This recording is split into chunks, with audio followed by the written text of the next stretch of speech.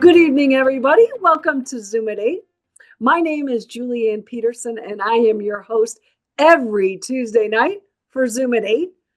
And we've been doing this for 7 years. And Mark has been here, and so has Rhea for all of that time. And Scott's been with me. We're going to visit with Scott tonight on what a public adjuster does, things that you may not be aware of at all, and how Scott and his company can help you.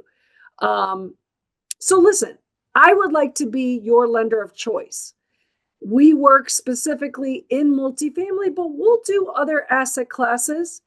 We are specialists, like I say, in multifamily. So if you're looking at a deal, we'd love to give you a quote.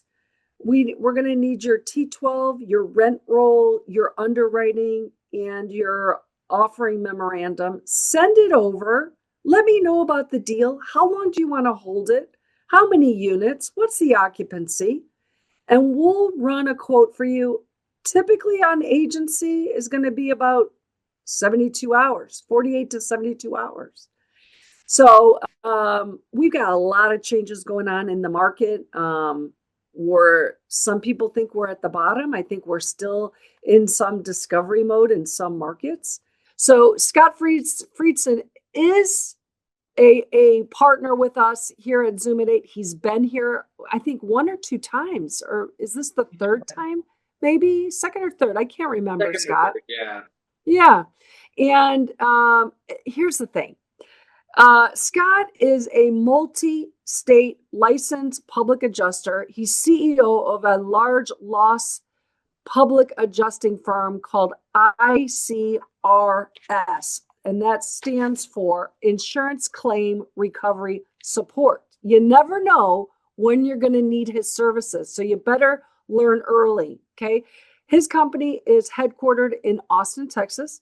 He settled hundreds of millions in dollars in commercial and multifamily property damage insurance claims on behalf of the policyholders.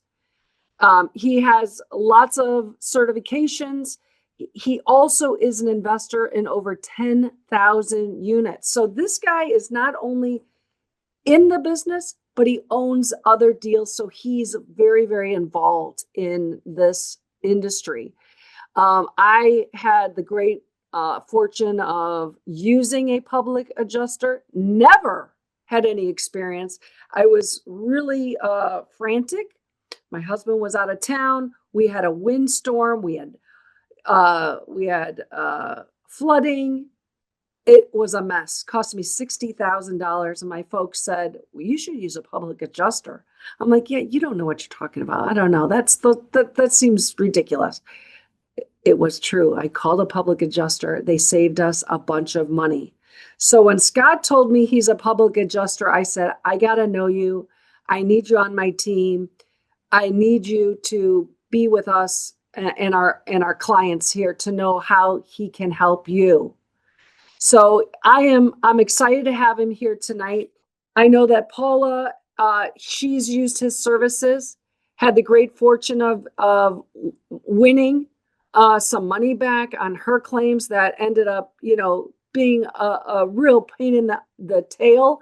And I'm sure, Scott, you can highlight how you helped her and how you help other people. So if everybody would be so kind to go to the right side of your screen, up at the top, there's like 9 little dots, and click on that and give us the speaker view. Give us all of your attention. You should see me. And again, I want to welcome Scott again to Zoom at 8. How are you tonight? Wow, I'm great, Julianne. That was a great introduction.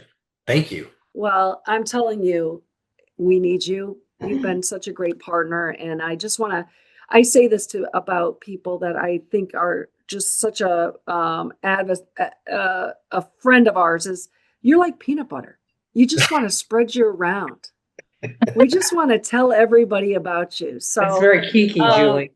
I'm just so glad you're able to come and share your knowledge with us and how you can help us, because you really do something very special. that's needed.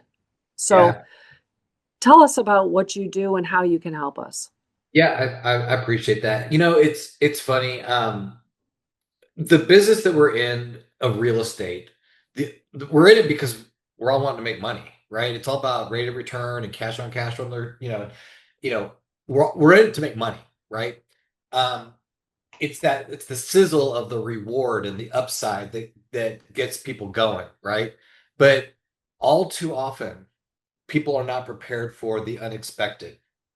And there's so many things that can happen to a property with the freezes and tornadoes and fire and flood and all this stuff. Everybody always thinks it's never going to happen to me, but Mhm. and they also make a huge mistake in thinking, well, I'm insured, so I'll be taken care of, right? And the insurance companies spend billions of dollars in advertising to pontificate and project this image that we're on your side and we're going to take care of you in your time of need. But the Mhm. reality is that's what they're selling. Okay, just like as investors, we're always looking for the upside and the cash on cash return, right? But the reality is that running properties is not a glamorous job. It is it is grueling, tedious work. There's a ton of minutia. There's so many moving parts. I love what your guest said about the cost segregation studies, the devil's in the details, and you don't know what you don't know. And when you're talking about reward side of investing in real estate, the thing that you also have to take into consideration is the risk side. It's like any Mhm. sport, right? A great defense, having a great offense. Part of that is having a great defense, right? You got to be able to read the offense. And in this world of the insurance claim world, this is chess. It is extremely strategic. You have to anticipate the next move before it even happens. And from a super duper high level, and then we'll get more granular. I want to hear what Paula's got to say about her experience. But from a super high level, the one thing that policyholders need to understand, well, there's a lot of things, but the one of the basic principles is this. The insurance companies have a duty to perform a proper investigation when you have a loss. Okay. Proper is very subjective. Okay. Just like what's a good deal? What's a good deal to you? Maybe not such a great deal to me. And then, the other thing is that you've got to take consideration that the insurance companies, they make their money taking premiums and they manage risk by managing liability when it comes to claims. And what most policyholders don't understand is that the burden of proving your claim falls on you, the policyholder. Let me say that again. The burden of Mhm. proof falls on the policyholder to prove up your damages. Okay. So when the insurance company comes out to do a reasonable investigation or a proper investigation, which is extremely subjective as there is a lot of gray in this world, most of the time it ends up being a repair deal. It's just based on what they can see. It's just so they can, give you a check eventually and then say they paid the claim. Okay. Insurance companies bear the burden of proving that an exclusion applies. Okay. So if they say, well, that's not covered, or we don't feel that that's necessary, or we don't think this, well, that's great, but we don't adjust claims based on what we think and feel and opinions, especially they're unsubstantiated. And so that there lies the need for someone like myself, like the public adjuster that's been doing it for, I've been doing this for almost 16 years now. And it's not even so much of what they do say, it's also what they don't say. It's not so much what they are looking at, it's what they're not looking at. It's not so much what they are saying, it's what they're not saying. It's this constant battle of like, look at the facts. Look at the facts. And Paula will tell you firsthand, we helped her on a claim. It was, fairly small, but it's still any amount of money is money you don't want to come out of pocket especially if you're owed it, right? I mean, if you're owed it, you're owed it. And in this case, it was insane. I mean, we asked for, I'll let Paula tell you about it, but I'll just tell you some of the nuttier things about this particular claim was this carrier did not use typical estimating software that most other insurance companies and even public adjusters use. Is called Xactimate. and the software is software. Okay, it's a word program is a word program. It's a word but you can make things. You can make tables and charts. It's all about how you program it, right? Sort of the same thing with estimating software. But the one thing that was just glaring on Paula's was, well, a lot of things besides the fact they hadn't moved was they had a fire claim and they had a hole in the roof. Okay, the insurance company, a hole, not like a patch need, like the fire department cut a hole in the roof from the fire. And fire departments often will make a lot more damage when there's a fire claim than the actual fire, because they hack everything up and they got to make sure everything's safe, and they just accent everything and venting stuff out, spraying water in, and it can be it's a huge mess. But what I'm getting at is we are asking a very simple, very reasonable question over and over. At least a dozen times, and that is, what is the scope? How much money have you allocated just for the roof? Because we can't identify exactly how much has been allocated. And they push back. And this is the other thing that's crazy. People think, well, this is a no-brainer. It's obvious damage. I mean, obviously we had a fire. Obviously there's hail damage. Obviously there's a tornado here. That is obvious, but it's still subjective. They're still going to try to repair it, or they're still going to read the policy incorrectly, or they're going to omit stuff. So we escalated their claim all the way up to a supervisor just to get an answer on what have you. And the reason we're asking the question is I already know the answer. The answer is not enough, because they made it like one square and the entire roof needed to be replaced. And we spelled it out 10 different ways so that an eighth grader could read it. And I'm like, we're not going to have to escalate this to appraisal or lawsuit, are we? I mean, these people just need to do their job and look at what we're sending them and go, oh yeah, there's a hole in the roof. We need to replace the roof, right? Paula, what am I forgetting? You're on mute. Well, I was going to try to document some of it. First of all, they took down the walls to the rough end before we had a chance to look at the damage. So within 1 to 2 days before I could even come down, I mean, this is a property that's about 4 hours away from where I live. It's in Deer Park, Texas. That's about 4 hours from Austin. So they weren't supposed to do that, but they did it anyway. They left the roof exposed for like 8 months. I finally said, look, we're just going to do it. And we're going to just tell them, we'll give them a deadline and we'll say either you agree to it or we're just going to fix it, because the roof was exposed. And I got really worried because there was another major storm the week before we had already scheduled to get the repair. Another thing they did is they wanted to approve all of the walls to be put up, but they had not done all their environmental testing, and I didn't even know that that testing existed. So had we not had the proof that we had done that prior testing before we boarded up the walls, and if something were to happen or grow behind the walls, such as mold, then we would be liable and we wouldn't be able to sell the property. So these are all things that we don't know about, but Scott knew about. So that's really important. We finally just went ahead and did the roof. We had a double tarp before because of the storm, so I was really concerned that water was going to get in. I don't know if anyone knows right now, but the whole part of Houston is undergoing this massive Formosan termite problem right now. And these termites came from China and Taiwan, and they came up through Mexico, and they were bedding in trees, and now they're beginning their swarming season. This termite is supposed to eat property 10 times faster than regular termites. So, I mean, of course, we don't know how it got there. It just came from China. That's all. So anyway, for what it's worth, we've seen them in Houston. It's been on the news. We've had them in the property. People don't understand the light is attracting them. If you leave your window open or leave the door open, yeah, they're going to follow you in. So we all need to be aware of that if you're in the Houston area or surrounding area. And I even heard today from a guy that I do pest control with in Austin that they're making their way up to Austin. So I just want everyone to understand that. The next thing that they did is they fought us on the roof, and they wouldn't give us, it must have been the software, right, Scott? They wouldn't give us the itemization by trade so that we could compare apples to apples with other trade managers. And so when they wanted to do like per room, all these different costs, it made it very difficult for us to compare costs among different contractors. So they're finally on the mend. We just got, after 8 months, we just got the roof. We did the roof. We got the electrical. Got the permit, And now we're working on getting the insulation and the walls put up. So this is still 8 months, guys. We just got the permission to do that.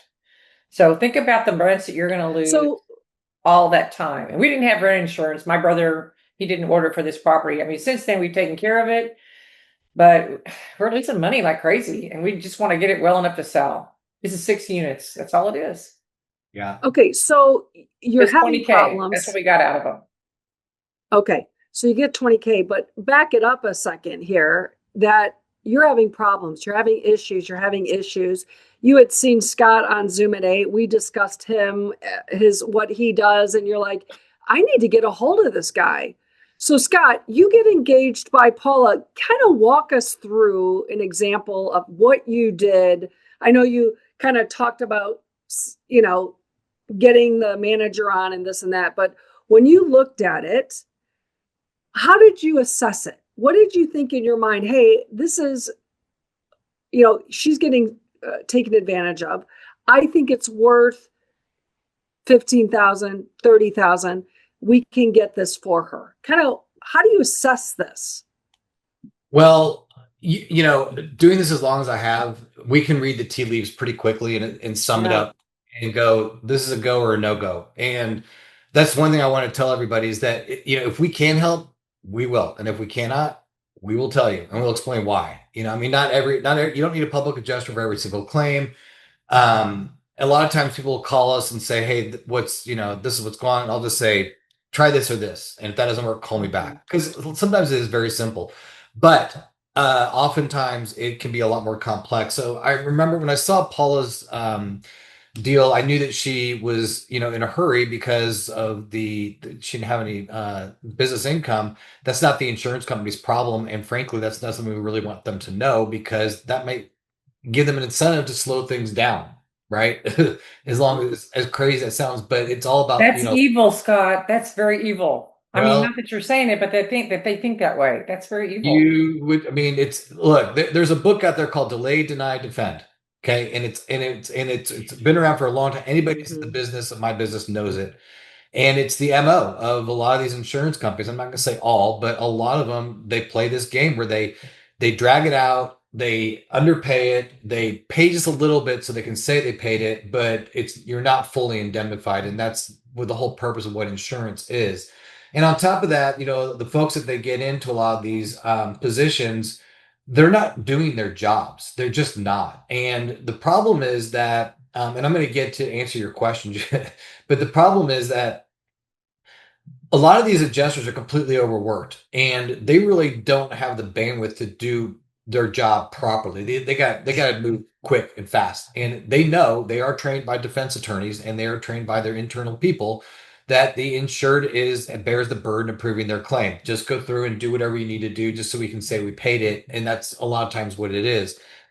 But given the fact that this was a fire, and one of the things that Paula touched on is an industrial hygienist, and it's amazing to me that if you don't know what that is, you would never know to ask for that. Okay, just like if you don't know that you can protest your property taxes every year, you're not going to do it. But once you do know that it's out there and you can, or do a cost segregation study or whatever, all of a sudden you're like, why wasn't I ever doing this before? Why didn't I know this before? Right. So an industrial hygienist is one piece of the puzzle that when I first saw Paul's claim, I'm like, we need to immediately get industrial hygienists in there to test the interior units for contaminants from smoke and soot. Also, I'm sorry, you were muted. They called it a swipe test. That was not the only one that I needed, but that was one of them. Yeah. And the wipe and swipe test. And then also because a lot of your audience, Julianne, is in the residential space. You got people are living in these units, and it's not even an option. I mean, you've got like EPA, you got OSHA, you got to test for asbestos and lead paint. It's just a good practice. And there's asbestos is everywhere, but it's when it's disturbed by the fire department or someone kicking in a door. And you usually see that with fire or flood and stuff like that.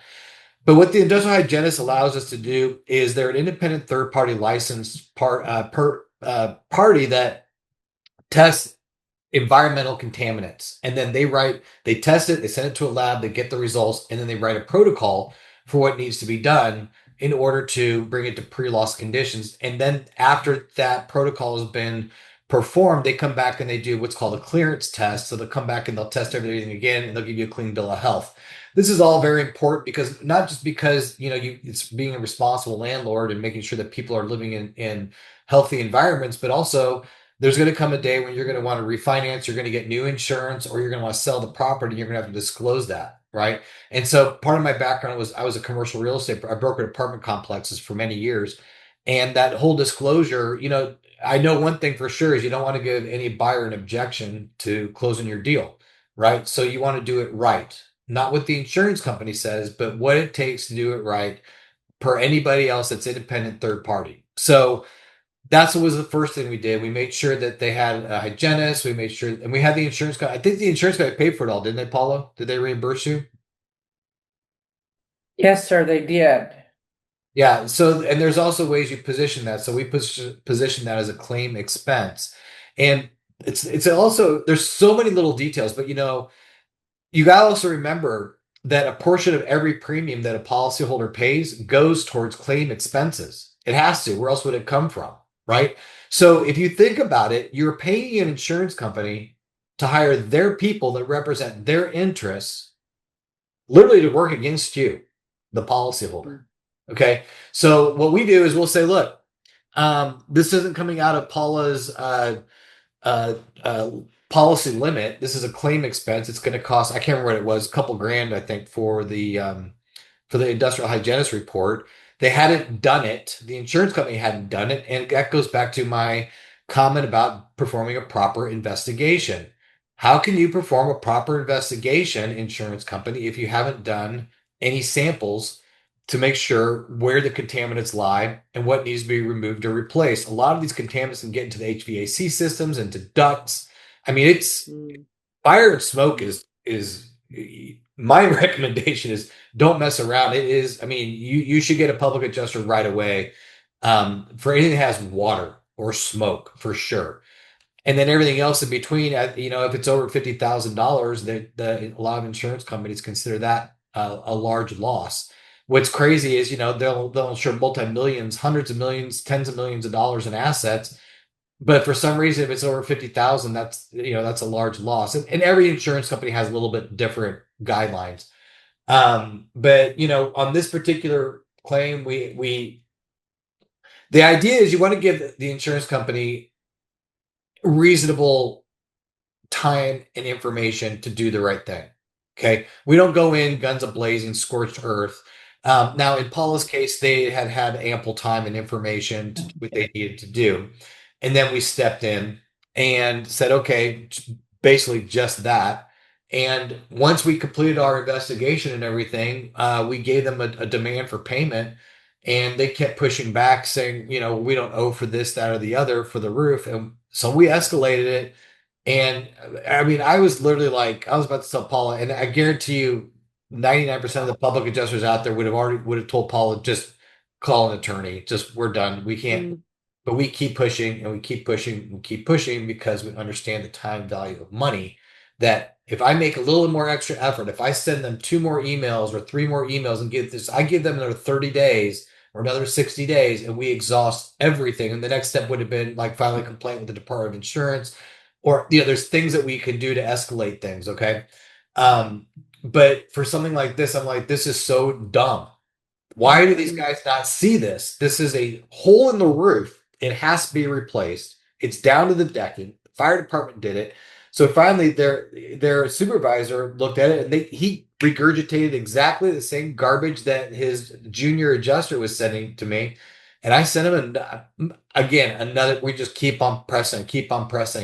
And then I almost fell out of my seat, and I know Paula did too, because then he came back and he's like, "Oh, I should have been more patient and listened to what you were saying. I see what you mean now. We're going to issue the check." Wow. Well, another thing that is important to know, I mean, my brother started this process of insuring, and he had a friend of high school that was the actual person selling the insurance. But then my brother took off to Virginia. This was an estate property. So, we had to take it over, my sister and I, kind of midstream.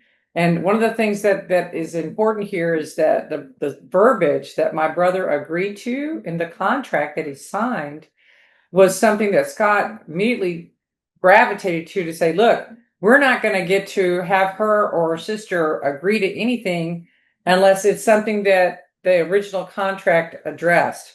In the contract that the brothers signed, this is what you said you would do. But this is not the witness of your protection. This is not how you've demonstrated your actions. So there was a big disconnect there. And so Scott was smart to stick with what they said they would do and hold them to account. Now, other people try to get involved. I mean, we had other agents come to try to confuse us, and Scott says, no, don't talk to them. And I didn't. But in the end, it was all about what we signed originally, or the family signed, and what they agreed to do according to their signature, and then what we had them do. So if we didn't have that to stop from Scott, I don't think that I would have caught that. You know, my brother signed it, and he knows how to read that language for insurance, and I did not. You know, if I had hired an attorney, that would be 10 to 20,000 extra. That would be obviating the reason to get the extra money for the roof in the first place. Sure. So I mean, you have to think about that.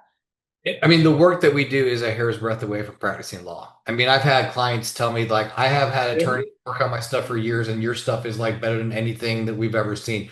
We've had attorneys that most of our claims settle. From time to time, a policyholder is forced to litigation. We have one right now where it might end up that way. I'm talking to defense attorneys right now trying to avoid it. But if it does go there, the attorneys that we've worked with in the past, they all are like, your work product is so tight.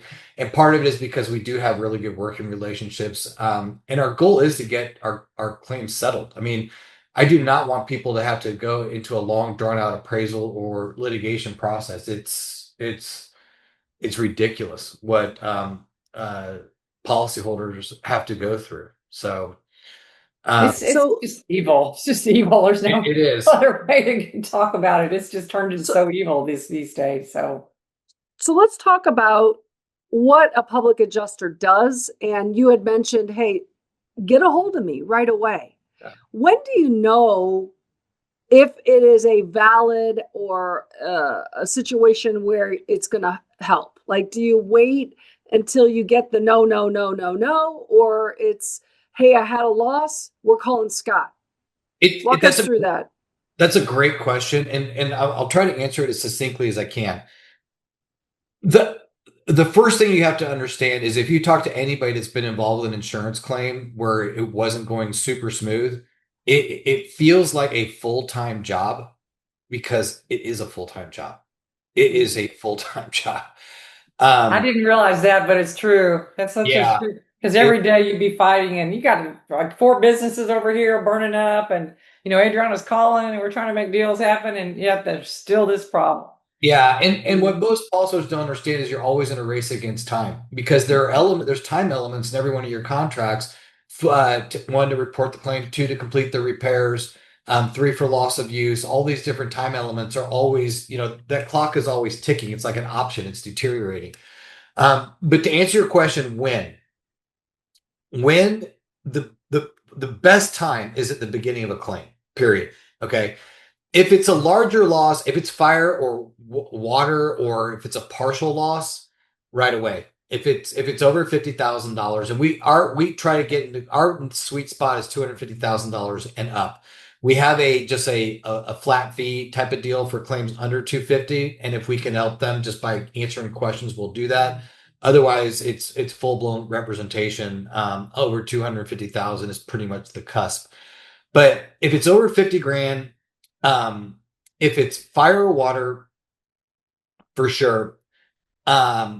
If it doesn't feel right, okay, a lot of people are very successful in business because they trust their gut.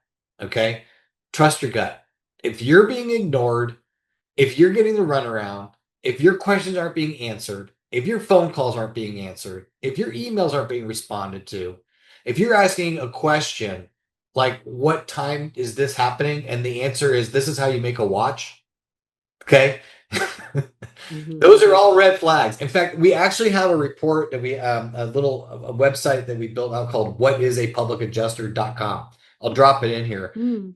And there's a little report that kind of talks about that and like when do you need one and why would you need one and what do they charge and how long does it take to settle claims and all that kind of stuff. I'll drop it in the Oh, chat. that's great. It's just whatisapublicadjuster.com. I've owned that domain for like 14 and a half years and I just launched it like a couple months ago.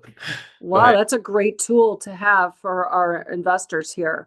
yeah. So we're going to reach out to you. And if you're thinking like, I'm not getting results the way I want to, I mean, what's the expectation on getting a claim resolved? I mean, if we reach out to you day one, we know it's 250. We've reached out, you're going to hold our hand, but what should our expectation be in getting that resolved? Yeah. So when the second we sign a representation agreement with the policyholder, we send in a request for information that asks for a laundry list of just standard stuff that we need from the insurance companies. That way, we kind of like set the foundation. But we take care of all the correspondence, the meetings, the negotiations, documentation, coordination, bring in resources, whatever we need to help support your claim, answer your questions.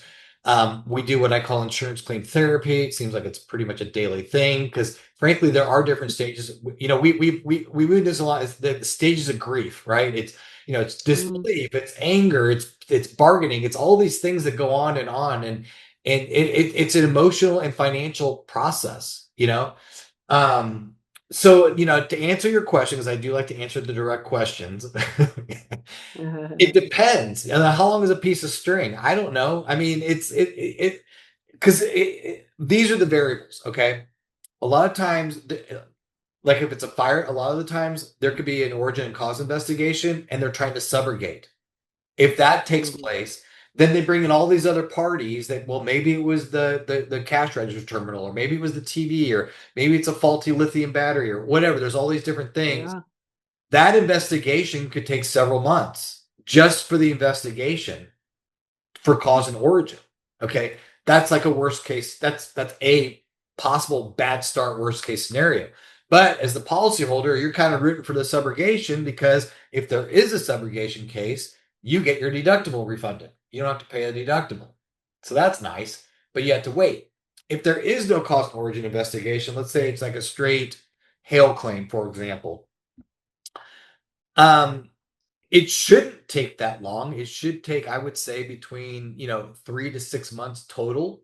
That means Mm. from the time that the claim starts, the inspections. It depends also on the policyholder. And what I mean by that is, I can almost guarantee you that any type of hail or wind claim, and it's a large loss, the insurance company is going to engage an engineer. Their engineer is going to write an opinion that's probably not going to be super supportive of what the policyholder wants because the insurance company is paying them to write their Mhm. opinion. So my advice always is in those types of claims is let's get your own engineer and we'll see if we get the insurance company to pay for that claim expense so that it's fair. If you're going to hire an expert, we should hire an expert because we're being fair, right? But even if they don't, it's still a good investment, and it's still like even with Paula's claim, there were some industrial hygienist expenses, and we got them to pay for it, right? So there's that, and then there's a matter of agreement on scope, and you have to remember the insurance company adjusters got a job to do. Their job is to ask questions and repeat those same questions and drag stuff out and just ignore it. And I mean, it really shouldn't be their job, but if you've been doing this for 16 years and you're seeing the same pattern in practice among all the insurance companies, it's what they do. If there's books written about it, it's just what they do. So So let me ask you a question, Scott. So when somebody hires you at this point at the beginning of the transaction, they haven't really engaged too much with the insurance company. You're helping them on their behalf. You're working for them. Does the insurance company start working with you and not the policyholder? or are you coaching the policyholder to answer the questions in a certain way so that No, we're all together making the that's a great question. No, we represent the policyholder, and they are copied on all emails. Like we sent Paul, like, here's a draft we're about to send. Let me know if you have any questions or want to have any suggestions. But we're always keeping them in the loop. The insurance company can always contact the policyholder, because they do have a contractual relationship. Most policyholders don't want to talk to their insurance companies, and a lot of times it's really sad, but a lot of times policyholders find themselves in positions where they're being asked to answer leading questions.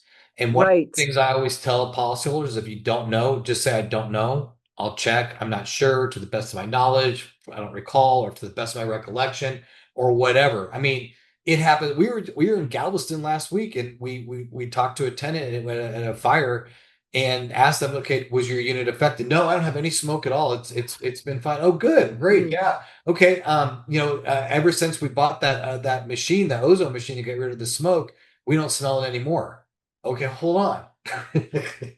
You did have There you some. go. You don't smell it anymore because you have a machine in there. But we asked, do you have any smoke? And you were like, it's fine. But if I was the insurance company adjuster and I asked that question, they said, exactly. No, we're Yeah. fine. Like, Okay, oh, great. yeah, Check. Oh, wait. Now you're changing your story. Oh, you did have smoke? right. Well, let's go down this rabbit trail for a little while. I call those things weapons of mass distraction. Okay.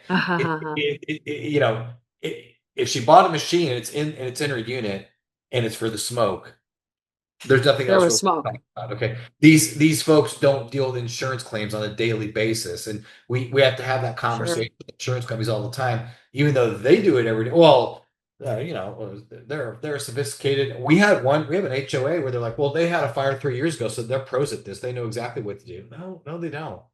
No. No, Is the first time someone did a loan with you a pro at putting together loan packages? sure. Right. Right. No. I mean, it goes back to even, going down that kind of road. It's like trying to get your own loan when this is not what you do in life, right? It's like let the professionals handle it. Let the professional get you a loan. Let the professional help you get out of this situation like what you're doing, Scott. So the next question I have is you get involved. It's a process. Are you coming on site as well, to be there and meet and all of that? So you're really hands-on. In most cases, especially at the beginning of a claim, we'll go on site. We scope it out. We write the estimate. We present it. We negotiate. We make demands on insurance companies. We compel them to perform. We hold them accountable to the policy language, statutes. I mean, we represent the policy. We do everything. Now, in Paula's case, we didn't have to go there because we in the business is called desk adjusting, because most of it had already been paid for. We already knew what the delta was. We knew the areas that were in between, and Paula had already gotten the contractor that she was going to have do the work, had a number from them. This is the real number. This is what you guys owe. By the way, while I'm on that, I do want to say something else that's really important. Just because we produce an estimate doesn't mean that that's the end all. It is just that it is just an estimate.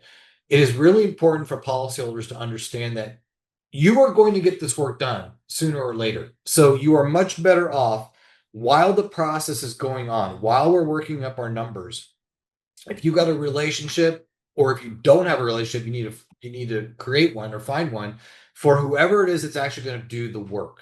Okay, because you don't want to get to the finish line and then realize, well, the estimate is X dollars. This doesn't happen very often, but it does sometimes happen, especially on, like, if you have anything that's custom or high, like tile roofs, Spanish tile roofs, very expensive, all different types of stuff. If there's decking, if there's code requirements, code upgrades, if you need a fire suppression system put in, all these little things need to be, you need to be working with and building those relationships, or reaching out to people, at least getting some bids so that you're comfortable with, once that money comes in, you're ready to get to work. And the numbers are right. Okay. And also, one So, other thing that's worth mentioning is if the numbers do come in low, for whatever reason, let's say we estimate a fire suppression system's $500,000 and it comes in at $600,000. Okay. You're not dead in the water. We can always supplement a claim. Okay. Or if something comes in, it's Good point. underpaid and you're like, well, I tried to do this on my own, but they're only going to give me $100,000 for my roofs. And I've got 25 roofs. And my contractor gave me an estimate for 1.5 million. And the insurance company says I just need one slope on each of my roofs to be replaced. And I need the whole roof to be replaced. That kind of thing. We get involved. A lot of the times we can desk adjust those. They're not any easier. It's just one less trip onto the property. So what I want to make sure is that we can walk away tonight, whether we're on social media, you're listening to this, with a clear understanding of the policy, that we get coverage correct so that you can make sure that, hey, you took out the right policy. Yeah. You know, what I ran into on mine was wind damage. Like we didn't have rain damage, we didn't have flood insurance, which we didn't need to, but because the wind went sideways, we could claim it as a wind damage as opposed to water damage. So what do we need to be watching out on these multifamily properties? What's the language that we want to make sure? I know as an agency lender, the lender is dictating you have to have this amount of coverage. Right. But what is specific that we need to be putting in our paperwork so that we do feel like we're covered and we can get you in the door? That's a great question. And it's just like with loans, right? Everything is price and terms, right? You're going to get a cheap policy if you get some diluted, watered down piece of garbage, and it's going to be worth exactly what you paid. So the things that I look for that I think are important when I put on my real estate investor hat on is one is deductible. Look, especially for hail and wind deductibles, especially if you're anywhere in the Sun Belt states or any place where there's large amounts of hail like Texas and Oklahoma. Those a lot of them are percentage-based deductibles, and a lot of them are so high that it's not even worth turning a claim in, because by the time you hit the deductible, you may as well not even turn a claim in. And by the way, if that does happen, or you even are thinking about that, that is one of the things that we help with our clients, and we're to help them make an educated business decision. Doesn't even make sense to turn in. Okay. Well, I do want to point that out because that's always a concern for us. So the event happens. We want to get coverage, but we're not sure that we should be turning it in. If we call them, it goes on our record, right? On the property record. So do we call you first? And you say, Yeah. okay, even That's- before calling the insurance company. Well, here's the deal. Okay. So we need to go back and answer the question about the insurance policy we need to be looking for. But since you asked this question, we'll get back to that. Okay. Because that's a really important. So so your insurance policy is a contract. Okay. So you have duties and your insurance company has duties. One of the duties that a policyholder has is to give prompt notice of a claim. Okay. So you don't want to wait for several days. Now, can you wait a day or two? Arguably, yeah, it's what's reasonable, right? So that's also great and subjective. But if you turn in a claim and it turns out like, you know what? I'm going to call Scott. I'm going to send these photos of the damages and have him look at my policy. And we're like, this is probably not, the juice isn't worth the squeeze. Okay. You can withdraw a claim and you can request that it removed from your loss runs. But the trick is you got to do it before they go on site. Okay. Because once they open up a claim and they go and they do the inspection, then they're going to open up a claim because they've actually performed some work. You follow me? So, now the other thing too is I wouldn't lose a whole lot of sleep over that, because if you open up a claim and there's no payment made, I don't think that's really going to come back and haunt you. That's a good question for an insurance broker to ask.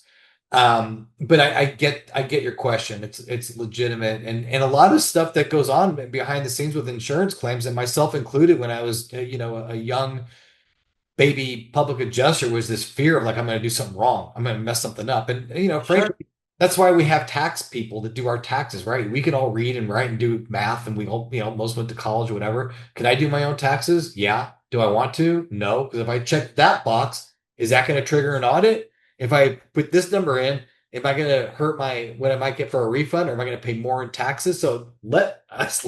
Am I paying more in taxes by having a professional handle that for me?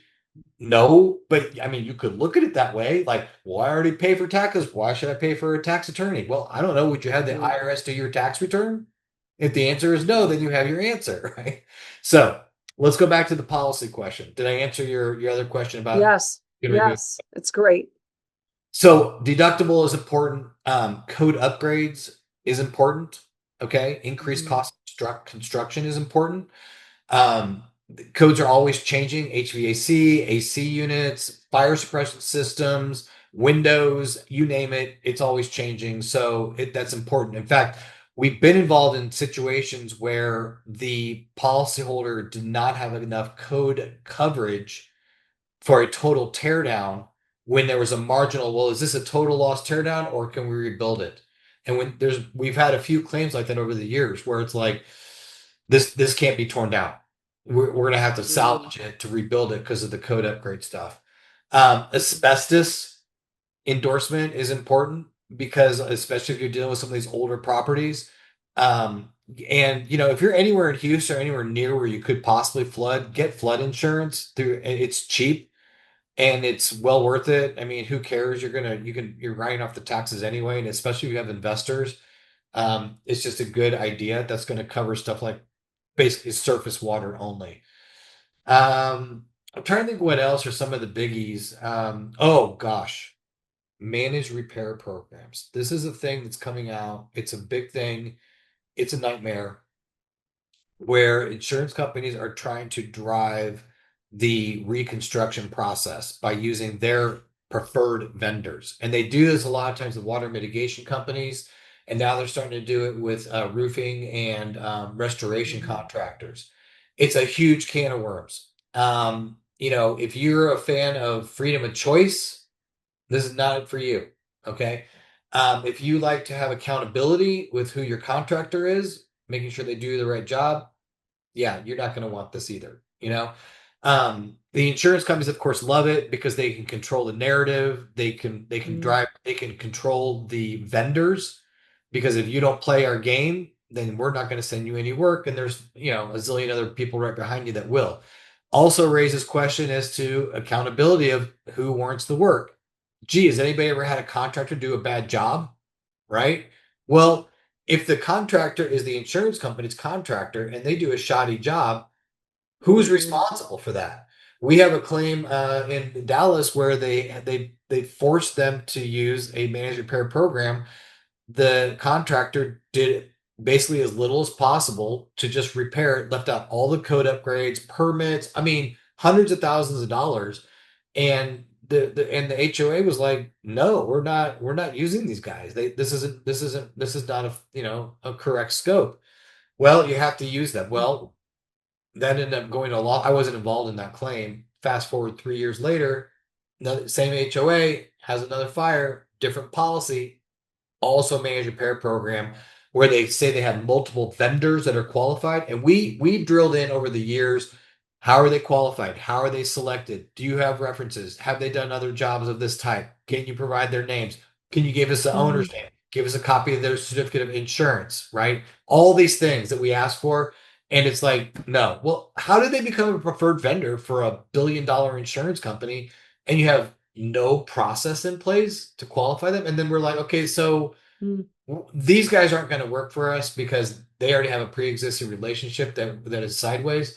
So you say you represent, you sold us, you put it out there. The policyholder relied on your representation that you have multiple Mm. qualified vendors, and we use their advertisements against them all the time. And we say, okay, great. Well, just give us two or three other names, and we will consider them. Do you think they ever produce them? Interesting. No. So there's steering that's going on. My personal feeling is that the antitrust laws that insurance companies are exempt from need to be looked at Wow. if you guys have anybody in the House of Reps or senators or anything like that, any lawmakers, they need to start looking at this because it's out of control. You wouldn't. There's a reason why banks and stock brokerages and real estate transactions and insurance companies are all supposed to be separate, right? There's a reason for that. There's a reason why your real estate broker who represents you as your buyer is not also your inspector. Sure, that makes sense. And should not be your lender as well. Just saying. Right. So let's talk about, and then we're going to need to wrap this up. Let's talk about the new policies with agencies are requiring, have to do with guns, death on the property, somebody was shot. I know there's like 2 or 3 that are exclusions now, and you have to get extra coverage because the insurance companies are saying we're not covering this. Are you talking about for liability, like general liability policies? Yes. Could you, Okay. if this happens and they say, no, you didn't have lighting, or there was no fencing, like, is that something that you would also be able to help with? Because this is an issue for owners right now. I appreciate the question, and the answer is very simply no, because Okay. those are generally third party liability claims. We only deal with first party property damage insurance claims. But Okay. Yeah. I know what you mean. And I Yeah. can share you one little quick note on that I've seen from personal experience. If you have signs on your property that say you're being videotaped or there's video recording here, you better have it, because I know Oh. who had those signs posted all over the place, and a woman was assaulted, and her attorney asked for those videos, and they're like, we don't have that. That created a whole nother set of liability and issues for that owner. So there's Really that. good point. Wow. That is some really great information. All right. So if we were going to we got properties, East Coast, Southern, Atlanta. Can we use your services, or you just specifically stay in Texas? Kind of walk us through that. We're licensed in 16 states, and in any state, I shouldn't say any, most states, if we're not licensed in, most states have reciprocity with us, with Texas or Florida. We are licensed in Florida also. And then if we are not licensed, we know enough people in the industry that we could Okay. align with somebody that could help you. I mean, So we're not going to put yes. somebody that we don't know. So it happens on a Thursday. We call you on Friday. It's Arkansas. You're flying out there on Monday. Is that kind of how that works to Arkansas doesn't assess the have public damage? adjusters. What's But we that? can hire, they don't license public adjusters in Arkansas, but we can Oh, be. okay. So let's use another state. But yeah, so typically what we like to do, say Utah or whatever, it doesn't matter. Okay. Yeah, we usually get out there right away, especially if it's a fire Okay. or water damage claim. It is always best, and we can coordinate with the insurance adjusters to do a joint inspection. Same thing, Okay. anytime the carrier goes out there for their initial inspection, or if they bring out experts like engineers and stuff, we want to be there. We've got one Yeah. tomorrow. We're bringing our engineer, and they're bringing an engineer, and we're gonna have a showdown. That's fantastic. Wow. That's great support. Yeah. All right. If someone wants to get a hold of you, how would we do that? Our website is insuranceclaimrecoverysupport.com. I'm on LinkedIn, Scott Friedson. My cell number is 832-725-2878. And, just call. If I don't answer, leave a message. Our office number is 512-904-9900. We're actually very proud of our intake, our systems and processes we have. It's designed so that if someone does come to our site and they want immediate help, it doesn't matter what time of day it is. There's an intake form that they can go through. It takes about 2 minutes, and it's set up in such a way that you won't forget anything, and that we can quickly assess what you've got going on under the hood, if you will. And then, yeah, I mean, we're here to help, and if we can, we will, and if we can't, we'll tell you why. Yeah, I love it. I love it. All right, let's open this up and see if there's any questions. Because, guys, again, an amazing resource. You might not need it today, tomorrow, but you may need it next year or in 2 years. And Scott's going to be there for you. So let's open it up. I know Paula has a question or comment, so let's go to her first. Yeah, I have a question. Do you assess damage for storage units? Sure. Okay. Well, I'll let you Any know. commercial real estate, Scott, or Any also commercial. home? We do. Thank you. We really do a lot of commercial work. We've done schools, hotels. We do a lot of apartments, tons of HOA communities, a lot of churches. You know, and we do residential, but we don't market residential. What ends up happening because we do commercial multifamily, when somebody's got a multi-million-dollar claim and then on a custom home, they'll call us. It's just like, oh, I want. So we, like, for example, we are currently adjusting. It's the largest house in the state of Utah. It's 44,000 square feet. So A little yeah, bit smaller than mine, you know, hey, well, gosh. and this is the other thing we do. I mean, we always tell our clients, look, I mean, Julianne, if it's you or Paula or anybody that's in your network, like when Paula called, I was just like, Yeah, we don't really get involved in claims this size, but because it's you, we'll do it. yeah. Very Okay. kind. Thank you, Yeah. Scott. No. And we're happy to help. I We're mean, just trying to send you business as we speak, so that's good. bring it on. But yeah, we're here to help. Okay, that's awesome. Anybody else have a question, comment? Damon, you got it all? You good? Thumbs up? Learning journey every day, one step at a time. Yeah, good. But thank you. Well, yeah, I mean, here's the thing. I was involved in one. We said no, no guns in our properties. We have a fire. We get in there. There's guns that are behind the bed. They're displayed on the wall. And we're like, okay, these guys are out of compliance. That puts us at risk. We had a real problem with trying to get, the fire marshal came in, said it has nothing. There was a shortage. It wasn't this, it wasn't that. It wasn't the problem. It was something to do with the property. We fought it and we won and we got the claim paid. But how many times have you found yourself going, okay, I guess I'm a victim, which is what Scott is talking about here, you guys. Don't be a victim. Take control. Figure out, do we have a claim here? Am I being taken advantage of? Who can help me? And that's Scott. Scott's going to be here for you. Any final comments, Scott? You know, you touched on one thing that it's also very interesting. Over the years, we have seen people say, like, I don't know why I don't believe me. I'm not making this up. Like people like they really do feel like you're guilty until proven innocent. And it's like, I'm not crazy. It's like, no, you're not crazy. You pay this company big money and they're supposed to take care of you in your time of need. And they should be assisting you and making the process easier. And what are they actually doing? And, I mean, anybody that's gone through this process can tell you.